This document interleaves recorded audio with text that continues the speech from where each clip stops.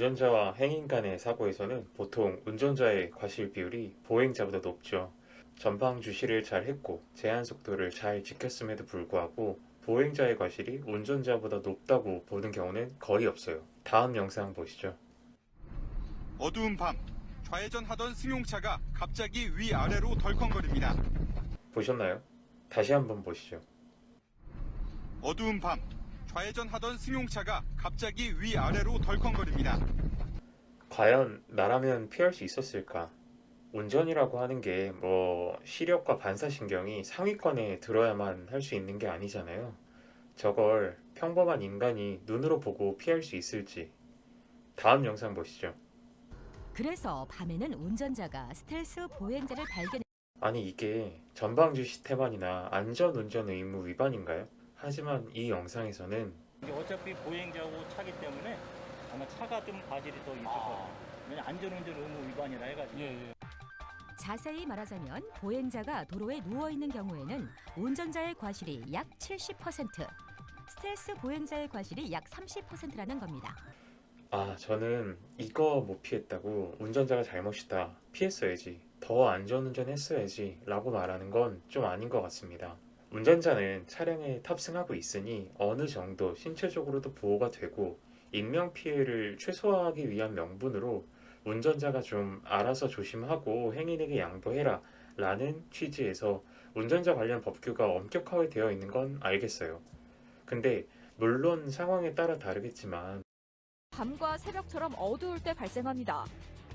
운전자가 보행자를 발견하기도 피하기도 아니 저런 걸 어떻게 피합니까? 보다가 문득 저렇게 술 취해서 필름이 끊긴 채로 도로 위를 걷거나 도로 위에서 자는 경우 어떤 처벌이 있는지 찾아봤어요.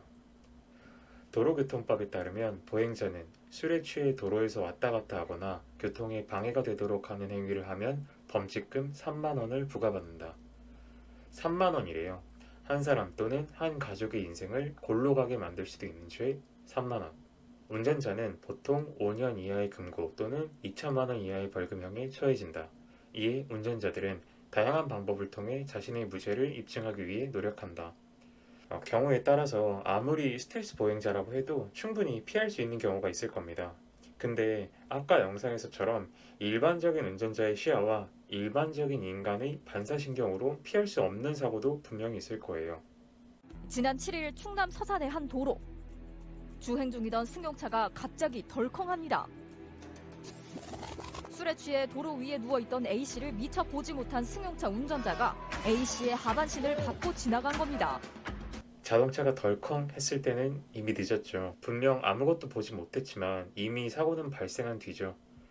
그 운전자가 블랙박스 영상을 들이밀며 피하기 힘든 사고였다는 것을 주장해도 6대4 또는 7대3으로 운전자 과실이 더 높게 나온다면 그 운전자는 법이 만인에게 평등하다고 생각할까요?